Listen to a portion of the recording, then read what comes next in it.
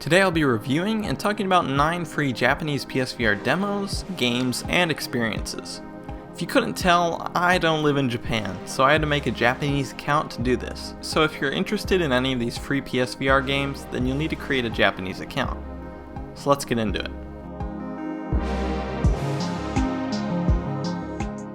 Theater Room VR Beta was probably the one I was most excited to check out. A theater on PSVR would be a dream come true, and so when I launched the game I was impressed. The theater itself looked great and gave me a lot of options to mess around with. There wasn't any content available for me to watch at the time, but I still got a great idea of what a theater experience could be like on PSVR. This isn't something worth creating a Japanese account for, since nothing was available to watch, but it did make me hopeful for a complete theater experience in the future. The Detective Invisible is a 360-degree interactive experience that has you listening to a story that I didn't understand. Like many games and experiences on the Japanese PlayStation Store, you won't be able to understand the story without knowing Japanese, which isn't really a flaw with the game itself, because I doubt the developers created this game expecting somebody like me to play it.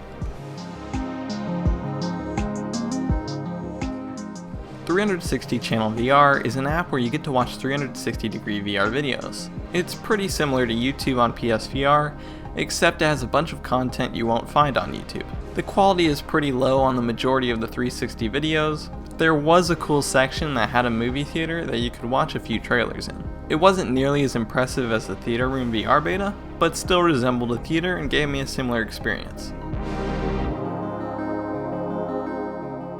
Kamen Rider VR is a 360-degree video that was already in the 360 channel app. This was a cheesy Power Rangers ripoff that was a waste of time and space. Scar Story VR is a neat little experience that presents an anime short in VR. You start out in a basic room with a screen in front of you, but the environments change while you watch the short, and there are some really neat effects that happen while watching. This is one of the better experiences out of the bunch I played.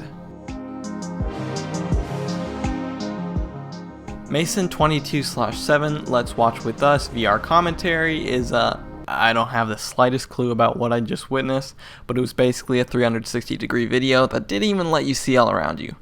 Don't play this unless you're weird.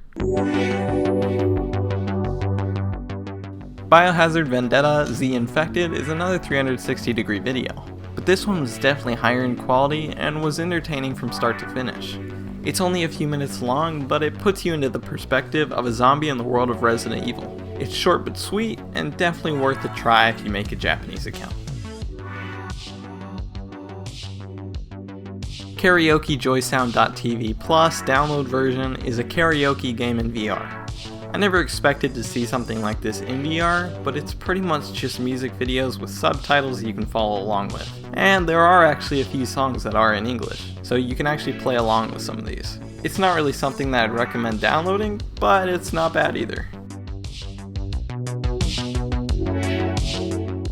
Super Kabuki VR Kagayaki Joint Mirror is a short little experience where you get to see characters like Hatsune Miku dance in Japanese environments. The performances are kind of lame, but the environments are really cool to look at. If you want to visit some Japanese locations in VR, this might be worth checking out for a few minutes.